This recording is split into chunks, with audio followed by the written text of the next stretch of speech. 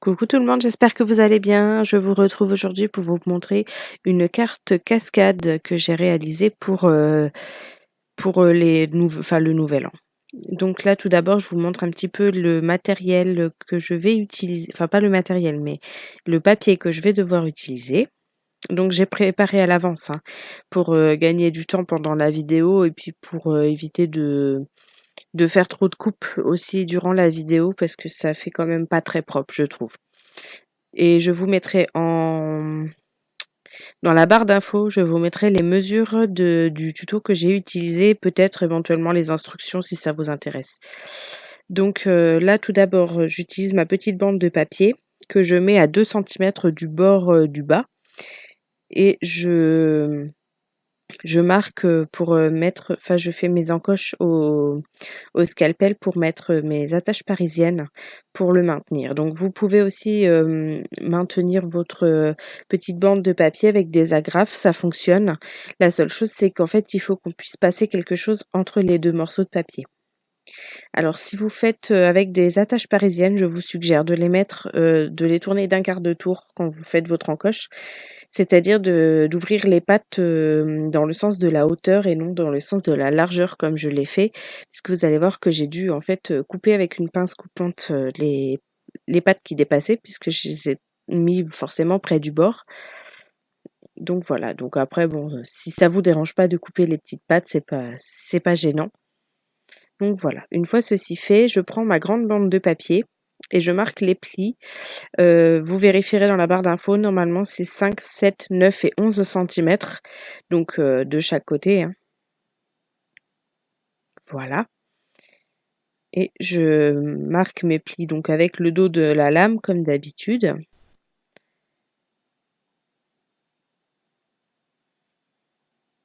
Ensuite avec mon plioir, je plie, enfin je marque tous mes plis. J'installe mon papier et en fait on va coller la partie avant sur la languette. Donc j'utilise comme d'habitude 2 moyens de collage. Donc tout d'abord du double face pour le maintien immédiat, je vais dire. Et là en fait je marque mes mesures pour savoir jusqu'où je peux mettre de la colle. Donc là vous pouvez faire des petites marques, ça ne se verra pas puisque ça sera face contre le papier. Par contre les autres marques, vous voyez que je les gomme parce que quand vous allez tirer votre grande languette, en fait, les premiers plis vont apparaître. Donc ça fait plus joli si vous gommez les traces, tout simplement. Donc ensuite, je fais un petit peu de place sur mon bureau pour que visuellement ça soit plus agréable, je vais dire. Donc je mets de la colle. Là, j'ai mis de la taquiglue parce que je veux que ça tienne bien. Comme c'est une carte qui va être manipulée, n'hésitez pas à mettre de la colle, on va dire, entre guillemets, de bonne qualité pour, heu, pour éviter que ça s'arrache, en fait, la première fois que vous allez tirer. D'autant plus si vous envoyez cette carte à un enfant, parce que les enfants, ils ont tendance à tirer fort. Donc ensuite, j'avais fait à l'aide des dies de chez Action des petites formes comme ceci. Et j'ai pris les 2 plus petites tailles. Donc la taille noire, c'est l'avant-dernière et ensuite, bah, la dernière forcément la plus petite en blanc. Et donc j'avais préparé, mes tamponnages parce que là en plus c'est des tampons qui viennent de différentes planches de tampons. Donc l'instant que je prépare tout ça, ça m'a évité en fait de filmer ça pour la vidéo, sachant que c'est quelque chose, heu, qui a pas besoin d'être forcément montré sur chaque vidéo. Ensuite, donc j'ai pris un feutre argenté pour cacher en fait les 2 petits triangles parce qu'on voyait en fait la démarcation entre les 2 papiers qui étaient collés l'un sur l'autre blanc et en fait je trouvais que ça faisait pas très joli. Donc du coup, j'ai préféré en fait, mettre un peu de couleur pour différencier, enfin pour que ça attire moins l'œil, j'ai trouvé. Et donc, bah, après c'est la première fois que je le fais avec cette forme-là. D'habitude, mes volets sont rectangulaires et ça ne se voit pas.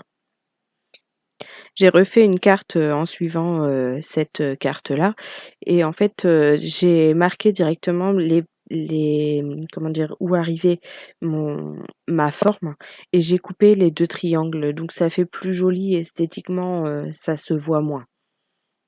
Donc voilà, je colle mes 4 volets Donc pareil, hein, j'ai mis, double face et colle pour que ça tienne, vraiment bien.